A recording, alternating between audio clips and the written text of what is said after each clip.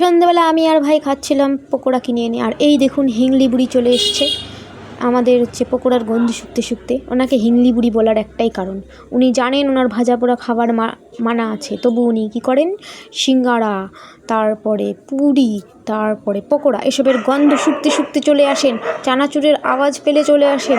মানে ওনার জন্য কিছু খেয়ে শান্তি নেই, উনি শুধু কান আর নাকটাকে একদম তরতাজা করে বসে থাকেন, কখন কে আনবে কি ভাজা পোড়া, ওটা শুকতে শুকতে আর কান দিয়ে আওয়াজ শুনে চলে আসবেন।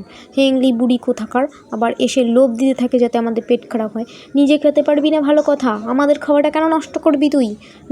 যদি আমাদের পেট খারাপ হয়েছে না, কালকে তুই আমাদের ওষুধ এনে দিবি।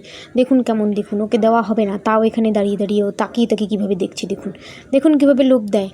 মানুষ এভাবে লোভ দেয় না, দেখুন ওকে দেখিয়ে দেখিয়েই খাবো, ওকে দেখিয়ে দেখে খাবো, তারপরে পেট খারাপ হলে ওই ওষুধ এনে দেবে।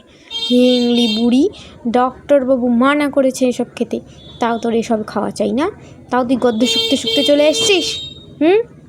যা এখান থেকে, জিভ দেখাচ্ছে আবার, লোভ দিচ্ছে, হেংলি বুড়ি কোথাকার একটা, যা এখান থেকে, মাছ ভাত